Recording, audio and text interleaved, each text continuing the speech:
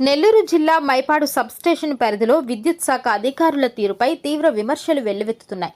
ప్రజాసేవలో ఉండాల్సిన ఏఈ నిబంధనలకు పాత్ర వేస్తూ తనదైన శైలిలో ఆ శాఖ అధికారులు రైతుల పట్ల నిరంకుశంగా వ్యవహరిస్తున్నారని స్థానిక రైతులు, ప్రజలు ఆరోపిస్తున్నారు.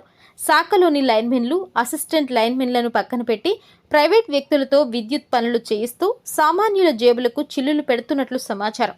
ప్రభుత్వ నిబంధనల ప్రకారం విద్యుత్ శాఖకు సంబంధించిన ఎటువంటి పనైనా సంబంధిత లైన్మెన్ లేదా ఏఎల్ఎం పర్యవేక్షణలో మాత్రమే జరగాలి. కానీ అందుకు భిన్నంగా కొరుటూరు ప్రాంతంలో ప్రైవేట్ వ్యక్తుల చేత ఏఈ పనులు చేపిస్తున్నారు. అక్కడ శాఖాపరమైన సిబ్బంది ఉన్నప్పటికీ వారిని విస్మరించి ఏఈ నేరుగా ప్రైవేట్ వ్యక్తులను రంగంలోకి దించడం వెనుక ఆంతర్యమేమిటో అర్థం కావడం లేదని రైతులు వాపోతున్నారు.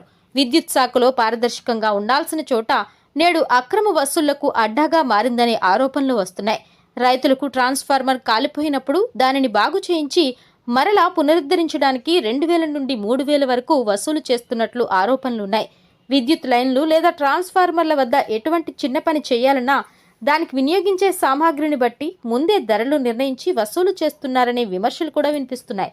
ఈ అక్రమ కార్యకలాపాల వల్ల మైపాడ్ సబ్స్టేషన్ పరిధిలోని ప్రజలు తీవ్ర ఇబ్బందులకు గురవుతున్నారు.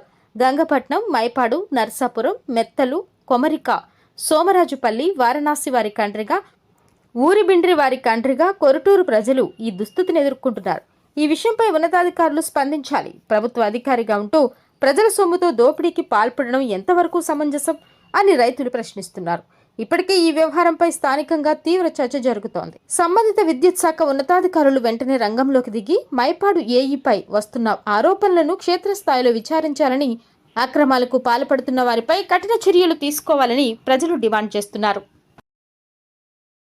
ఈ వీడియో గురించి మీ అభిప్రాయాన్ని కామెంట్ రూపంలో తెలియజేయండి. అలాగే